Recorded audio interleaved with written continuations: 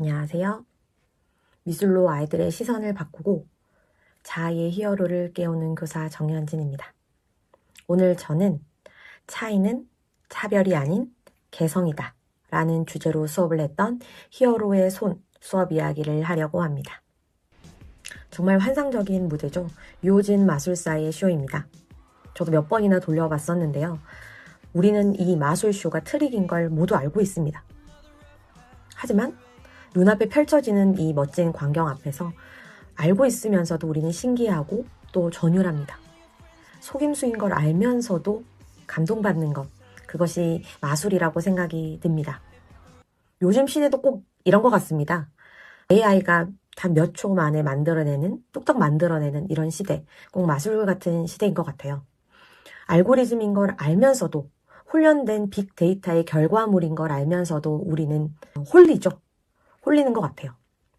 이런 상황에서 저는 인간으로서의 주체성, 판단성, 그것이 굉장히 중요하다고 생각이 되고 이게 제 수업에서 항상 가져야 하는 질문 그리고 주제라고 생각을 합니다. 결과만 보여주는 디지털 마법은 쉽고 화려하지만 타인의 아픔을 느끼거나 내 손으로 뭔가 읽어내는 진짜 감각이 생략되어 있습니다. 저는 오늘 마법 같은 시대에 꼭 필요한 건 경험과 진심이라고 판단했습니다. 제 수업은 재능의 불시착이라고 하는 책에서 시작되었습니다. 언성 히어로즈라고 하는 챕터 속 작은 에피소드였습니다. 한 아이가 있었습니다. 불의의 사고로 팔을 잃었죠. 그리고 무서워서 자기의 짧아진 팔을 쳐다보지도 못했던 아이. 부모는 그 아이가 세상에서 움츠러들까봐 가슴이 무너져 내렸죠. 그때 선글라스를 끼고 검은 정장을 입은 두 요원이 병실을 방문합니다. 그리고 그 아이, 진우에게 비밀 지령을 전달하죠. 너는 사실 히어로 예비 요원이야. 마음에 특별한 잠재력이 있기 때문에 우린 그걸 알아봤고 로봇 팔 훈련을 열심히 하고 나면 너는 찐 히어로 예비 요원이 될 수 있어. 아이의 눈이 반짝였고 그때부터 아이에게 장애는 감춰야 되는 상처가 아니었습니다. 의수는 어쩔 수 없이 껴야 되는 기술, 도구가 아니었죠. 영웅의 상징이었습니다. 아이는 눈이 반짝였고 아이언맨 팔을 선택했죠. 그리고 짓무르는 고통을 이겨내면서 재활을 성공적으로 마칩니다. 그 이야기를 보면서 마법 같은 연극이 하나의 삶을 구원하는 이야기를 보면서 저는 이게 미술 수업이 가져야 하는 방향이 아닐까라는 생각을 했습니다. 이런 일도 있었어요. 그 요원이 반바지를 입고 있는데 그 사무실에 진훈의 가족이 오게 됩니다. 미처 반바지를 갈아입지 못해서 그 자리에서 일어나지 못했어요. 저는 이 어설프지만 정성어린 이 연극이어야말로 삶을 대하는 태도여야 한다고 생각했습니다. 기술보다 중요한 건 정성과 진심이라는 걸요. 요원 K가 말했듯 히어로를 만드는 건 초능력이 아니라 특별한 잠재력입니다. 저는 우리 아이들에게 이 초대장을 건네고 싶었습니다.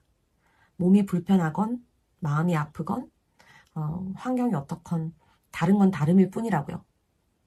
그리고 그것은 개성으로 치환될 수 있다는 믿음입니다. AI가 영웅의 이미지를 순식간에 1초 만에 완벽하게 뽑아낼 때 우리 아이들은 석고붕대를 감고 굳어가는 30분이 넘는 시간을 오롯이 참아내고 이겨냈습니다. 석고붕대가 굳어가는 시간 동안 아이들은 따뜻해지기도 하면서 순식간에 차가워지는 자기의 신체를 온도를 느꼈고 그리고 그것이 굳어가는 동안 답답하고 갑갑하고 불편한 점을 느끼면서 이 인내의 시간을 이겨냈던 투박한 과정. 이 투박하고 불편한 과정이야말로 가짜 마법이 아닌 진짜 나만의 히어로 손을 만들어 나가는 주체적인 배움이라고 생각했습니다. 이것은 예쁜 모형을 만드는 수업이 아닙니다. 교육과정에서 강조하는 시각적 문해력을 키우는 수업입니다. 아이들은 의수라는 시각 이미지가 사회에서 어떻게 비춰지는지 먼저 해석했습니다. 그리고 나아가 결핍을 가리는 도구가 아니며 미술이라는 언어로 세상의 편견을 깨고 삶의 문제를 창의적으로 해결하는 방법, 그것을 배우는 것, 그 기능을 하는 것, 그것이 제가 이번 수업의 뼈대로 삼은 국가 성취 기준의 핵심입니다. 총 10차 시의 수업은 처음엔 머리로 질문을 하고 설계도를 그리고 중반부엔 실제 석고를 활용하면서 몸으로 느낍니다. 몸으로 경험하죠. 그리고 마지막엔 실제 삶의 현장으로 나가게 됩니다. 책상 앞에서의 표현이 그냥 표현으로 끝나는 것이 아니라 누군가의 불편함을 내 일처럼 느껴보도록 총 10차 시의 여정을 엮었습니다. 평가는 결과보다 사고의 궤적에 더 집중했습니다. 얼마나 매끄러운지보다 왜 이런 디자인을 했니? 라는 질문에 내놓는 자기만의 답을 더 소중히 여겼습니다. 제작 과정에서 겪은 수많은 시행착오와 그리고 바뀌어가는 자기의 생각들, 그 성찰의 기록들을 하나하나 보면서 아이들과 인터뷰했고, 그리고 그 기록을 가지고 얼마나 성장했는지 평가했던 거죠. 이런 과정 중심 평가를 통해 저는 아이들이 내놓는 하나하나의 소중한 답을 지켜주고자 했습니다. 아이들에게 질문했습니다. 내일 아침 한쪽 팔을 쓸 수 없다면, 손이 사라져 있다면, 무섭다고 했고 아이들은 아무것도 할 수 없다고 했죠. 이 당혹감이야말로 저는 타인의 삶에 조심스럽게 한 발 들여다 놓는 첫 번째 문이 아닐까 합니다.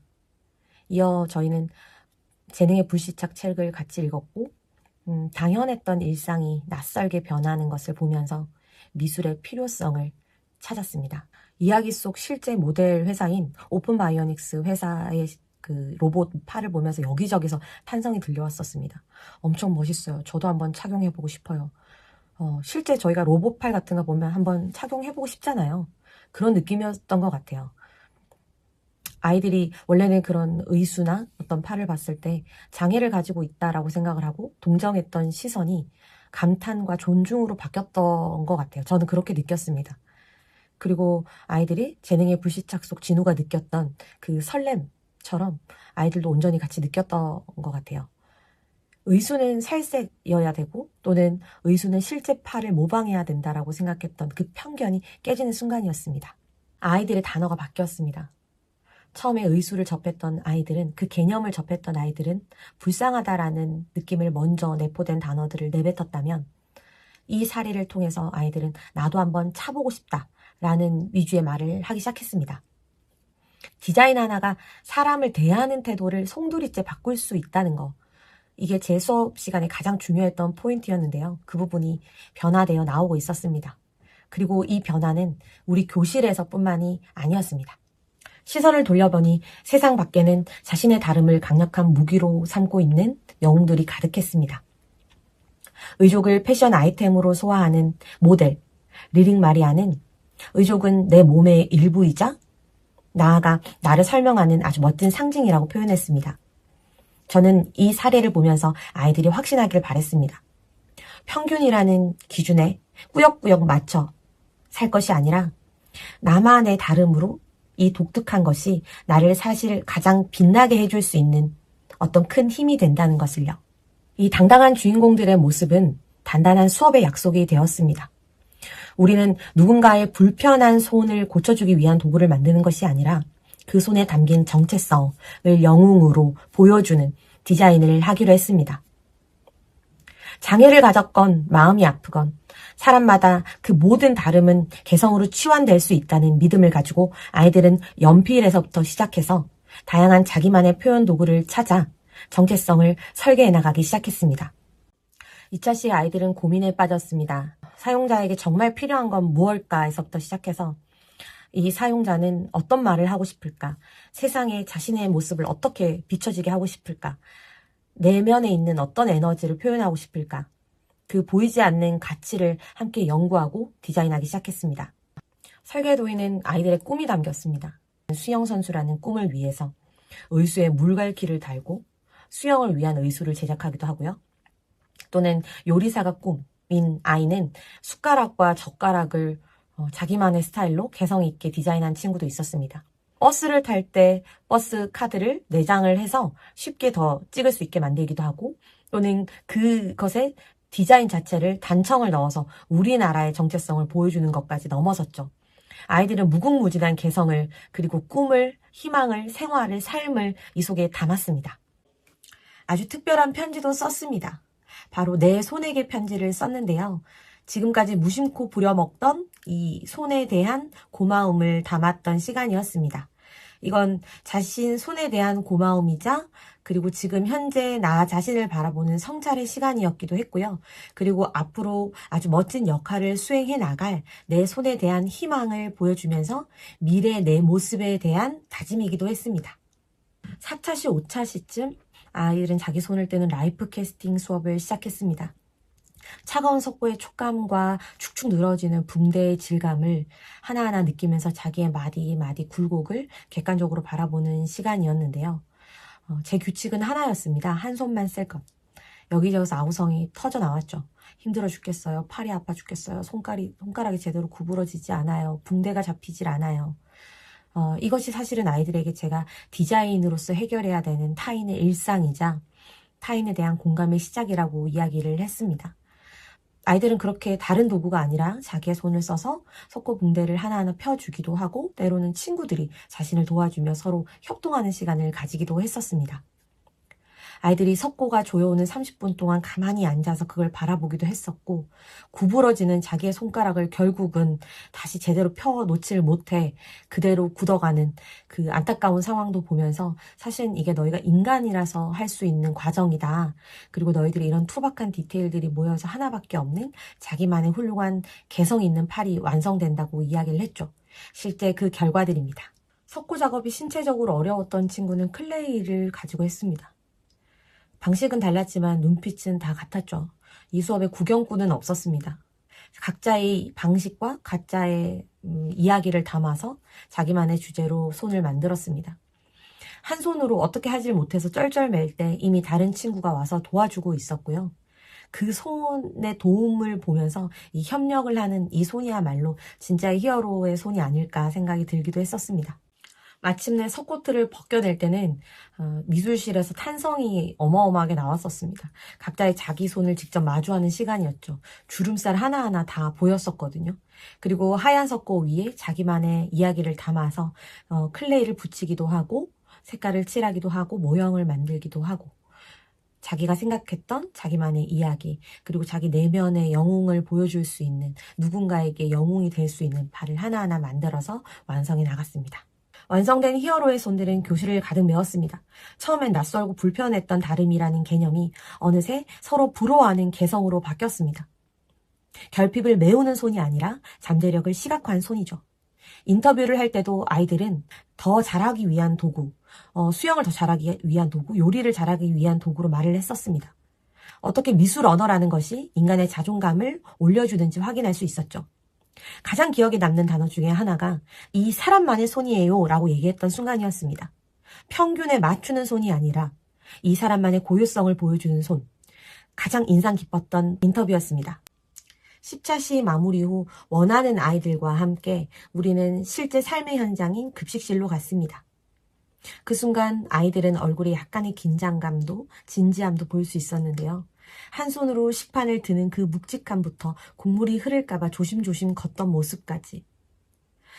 히어로 손을 만드는 것까진 좋았는데 실제 그걸 가지고 착용해서 나갔을 때는 일상 속에서는 보다 큰 인내가 필요하다는 것을 아이들은 몸의 감각으로 깨우치고 있었습니다. 그렇게 타인의 삶에 더 깊이 공감했습니다. 아이들은 시키지도 않았는데 스스로 잔반을 걱정하면서 식판 끝까지 국물을 다 마셔버리기도 하고 젓가락에 대한 고마움까지 느꼈던 친구도 있었고요. 그리고 식판을 치우는 분의 노고를 생각하는 아이들도 있습니다. 다름을 개성으로 인정한다는 것, 그것은 단순히 멋진 디자인을 하는 것뿐만 아니라 그 삶의 무게를 함께 나누는 것, 그것을 아이들은 빈 식판을 통해서 증명해냈습니다. 제 수업에서 가장 중요하게 생각한 포인트는 바로 체화된 인지였습니다. AI가 수십 개의 이미지를 단 몇 초 만에 소비하며 결과만 보여줄 때 우리 아이들은 차가운 석고가 굳는 그 불편한 기다림을 오롯이 견뎌냈습니다. 제 수업은 단순히 장애인을 돕자라는 구호가 아닙니다. 내 감각으로, 나의 감각으로 타인에게 주어진 그 불편한 제약을 직접 느껴보고 나아가 영웅의 에너지로 변화시키는 힘을 기르는 것. 이 느리고 불편한 투박함의 시간이야말로 편협되지 않고 편견 없는 사회에서, 차별 없는 사회에서 미래 시민으로 성장하게 될 아이들에게 중요한 힘이, 동력이 될 거라고 생각합니다.